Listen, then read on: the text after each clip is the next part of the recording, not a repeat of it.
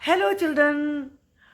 वो सभी चिल्ड्रन जो कि क्लास 12th की बोर्ड की परीक्षा में अपियर होने जा रहे हैं, उनको हेल्प आउट करने के लिए मैंने एक सीरीज़ शुरू करी है, जिसमें सबसे पहले फ्लेमिंगो के पोइट्री सेक्शन को लिया गया है और फर्स्ट पोएम मैंने इस वीडियो में पढ़ाई है, माई मदर एट 66। पोएम को थोरोली हिंदी में एक्सप्लेन किया है, जहाँ पर वोकेबुलरी के रिक्वायर्ड इंग्लिश वर्ड्स हैं उनको एम्फेसाइज किया गया है।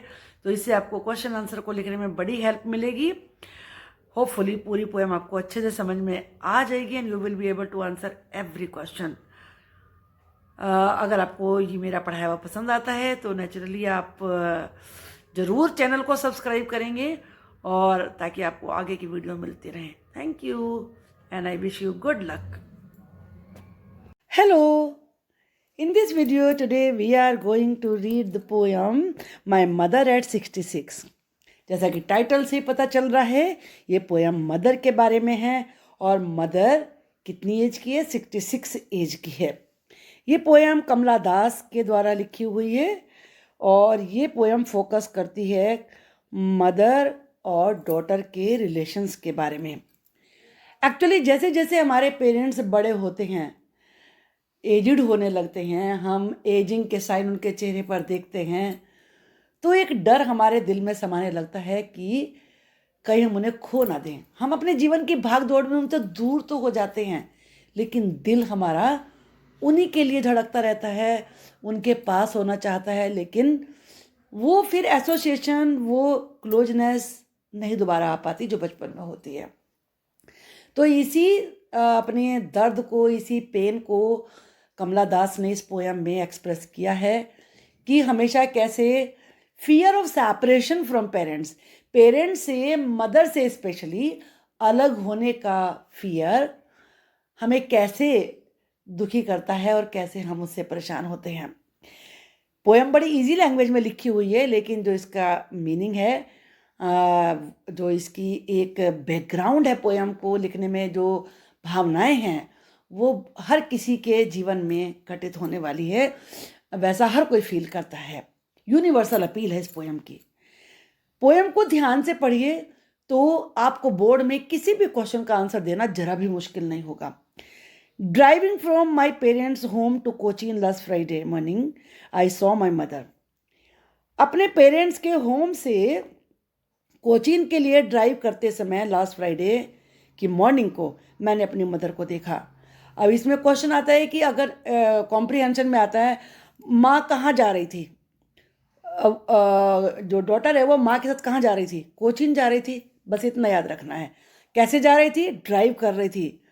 तो ये ध्यान में रखिए कि वो ड्राइव करके जा रही थी, कि ये भी क्वेश्चन आता है how she was going, where she was going. वो दोनों क्वेश्चन के आंसर आपको मिल गए। आई सो माई मदर, मैंने अपनी माँ को देखा। बिसाइड मी, बिसाइड का मतलब पास, अपने पास बैठे हुए। डोज, जो ऊँघ रही थी। डोज का मतलब होता है हाफ अस्लीप। जैसे बूढ़े लोग एजिड हो जाते हैं, वीक तो हो ही जाते हैं, तो वो लगता है जैसे निंदिया रहे हैं। ओपन माउथ, मुंह खुला हुआ था। हर फेस एशन लाइक, ऐश एक्चुअली कहते हैं राख को, और राख के कोई ग्लो नहीं होता राख में। तो जो एजिड हो जाते हैं, एजिंग की वजह से, एजिंग प्रोसेस की वजह से चेहरे का ग्लो खत्म हो जाता है। तो इसीलिए पोएट ने अपनी माँ के चेहरे के एक्सप्रेशन को ऐश से कंपेयर किया है। दैट ऑफ ए कॉप्स, जो कि कॉप्स जैसे, कॉप्स कहते हैं डेड बॉडी को, इसीलिए एक तो ऐश, ऐश भी एक तरीके से डेड ही होती है, जली हुई लकड़ी की राख होती है, और कॉप्स डेड बॉडी। एंड क्या मतलब है इस चीज़ का? कि there was no sign of life, it was dull, it was passive, there was no brightness on the face of the mother. किसी भी तरीके से ऐसे आप एक्सप्लेन कर सकते हैं। एंड रियलाइज विद पेन, और नेचुरली ऐसी हालत में अपनी मम्मी को देख के पेन तो हो गई होगा। जिनके पेरेंट्स, जो अपने घर में अपने ग्रैंड पेरेंट्स को देखते हैं, दादा दादी को देखते हैं, तो उनको देख के आपको लग सकता है, अगर आप उनसे क्लोज हैं, कि जब वो बूढ़े होते हैं तो अच्छा नहीं लगता। तो उसे भी अच्छा नहीं लगा। She was in pain that she was as old as she looked, कि वो जितनी दिख रही है बूढ़ी, उतनी बूढ़ी है भी रियलिटी में। But soon put that thought away, लेकिन शीघ्र ही उसने इस विचार को दिमाग से बाहर निकाल दिया। अब इसमें क्वेश्चन आता है which thought, thought that the mother was extremely old, ये थॉट कि माँ बहुत बूढ़ी हो चुकी है। And looked out at young trees sprinting, और उसने यंग का मतलब स्मॉल, यंग स्प्रिंटिंग का मतलब होता है रनिंग फास्ट, स्प्रिंटर होते हैं जो धावक होते हैं, तो रनिंग फास्ट, और उसने बाहर तेजी से दौड़ते हुए पेड़ों को देखा। अब ये कंपैरिजन ही क्यों दिया, ये कंट्रास्ट के लिए दिया है। माँ दुखी क्यों थी, क्योंकि कमला दासी दुखी क्यों थी, क्योंकि माँ बहुत ही ओल्ड थी, लेकिन ट्रीज यंग हैं। और माँ पैसिव थी, there was dullness, the face was pale, pale का मतलब होता है बीमारी से या बुढ़ापे से चेहरे का पीला पड़ जाना। The face was pale, the face was dull, the mother was very very old, बहुत बूढ़ी थी, लेकिन जो ट्रीज हैं वो यंग हैं। माँ पैसिव थी, वो डोजिंग कर रही थी, हाफ एस्लीप थी, लेकिन जो ट्रीज है वो भाग रहे हैं, दे वर रनिंग फास्ट। ये दो चीजों को सिंबलाइज करता है, एक तो माँ की कंडीशन और ट्रीज की कंडीशन, और दूसरा ये इस चीज को बताता है as the trees are running fast, जैसे हमें पेड़ तेजी से भागते हुए नजर आ रहे हैं, उसी प्रकार से माँ भी उससे दूर जा रही है। टाइम इज स्लीपिंग फास्ट, समय तेजी से भाग रहा है। The Mary children is spilling out of their homes, और दूसरी इमेज जो उसने नोटिस करी वो थी खुश बच्चे जो अपने घरों से भाग के आ रहे थे। स्पिल का मतलब ऐसे बिखरना होता है, लेकिन बच्चे इतनी ज़्यादा खुश हो गए, घर से भाग भाग के आ रहे, जैसे कि वो उसमें से निकल निकल के गिर रहे हों, बाहर भागे आ रहे हों। ये भी कंट्रास्ट है माँ के उसमें। माँ ओल्ड है, बच्चे अपनी स्टार्टिंग की एज में हैं, दे आर चिल्ड्रन। मैरी, माँ का चेहरा डल था, लेकिन चिल्ड्रन जॉयफुल, ये मैरी शादी वाला नहीं है, उसकी स्पेलिंग होती है MARRY, और ये क्या है MERRY। इस वाले मैरी का मतलब होता है हैप्पी, जॉयफुल। और या स्पेलिंग का भी यही है, trees were sprinting and children were spelling, दोनों ही किस चीज को दिखाते हैं, मूवमेंट, फास्ट मूवमेंट। कंट्रास्ट में किसके है, मदर के।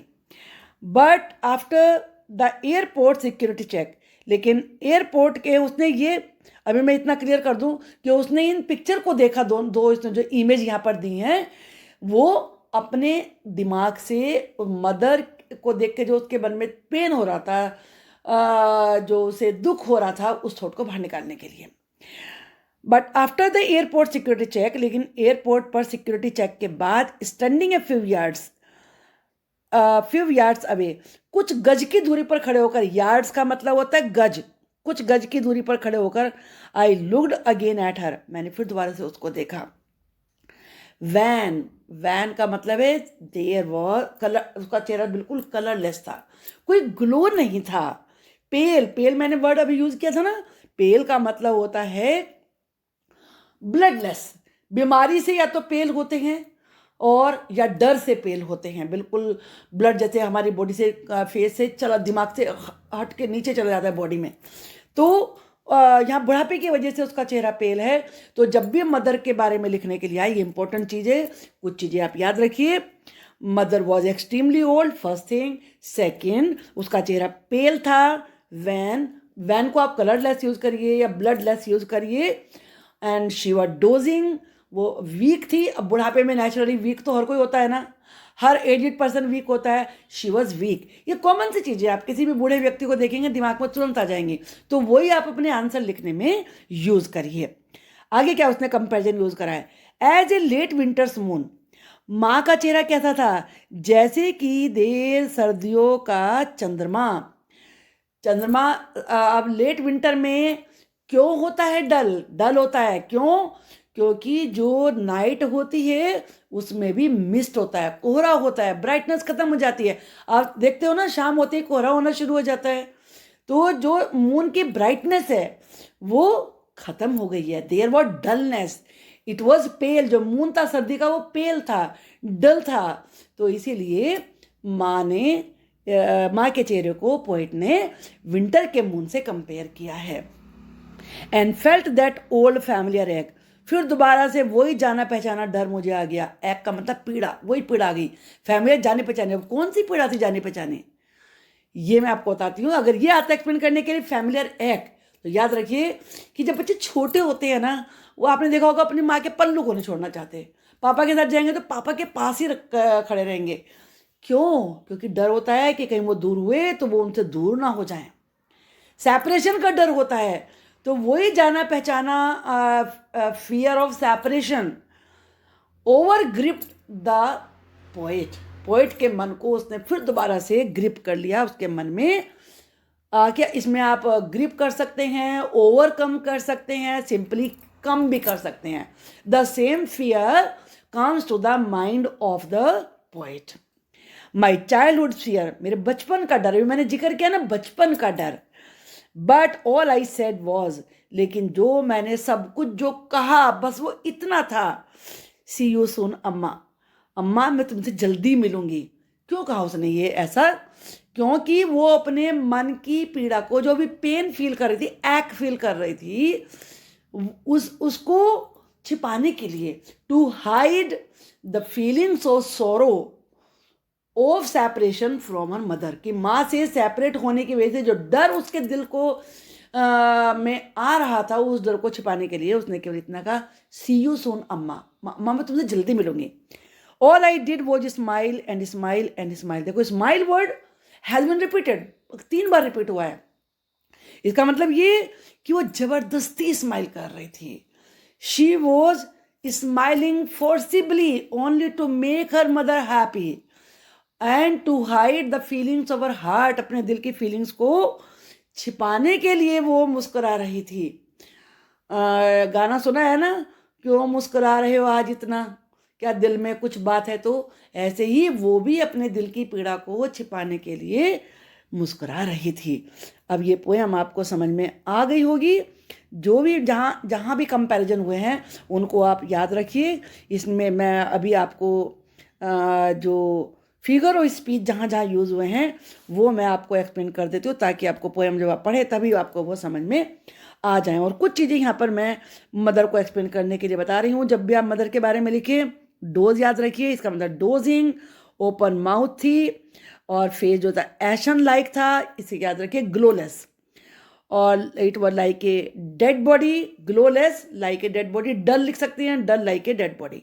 ये जो, और मदर वॉज ओल्ड, ओल्ड इससे पहले एक्सट्रीमली ओल्ड लगा लीजिए। एक्सट्री का मतलब, एक्सट्रीमली का मतलब बहुत ज़्यादा बूढ़ी थी।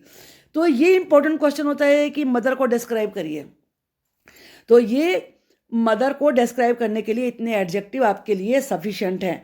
और आगे आगे पोएम में जो 2-3 और लिखे हैं उनको आप लिख दीजिए यहाँ पर। इसमें जो जैसे यहाँ पर ये एक्सप्लेन किया गया है इसने, लेट विंटर्स मून, कि लेट विंटर मून की तरह से थे। ये भी यही है वैसे, जो डल और पेल है, लेकिन साथ में it her face were like a late winter's moon. तो आपकी जो वोकेबलरी है वो उसमें और अधिक सामने यूज़ हो जाएगी, और जो एग्जामिनर है वो इम्प्रेस होगा आपके आंसर से।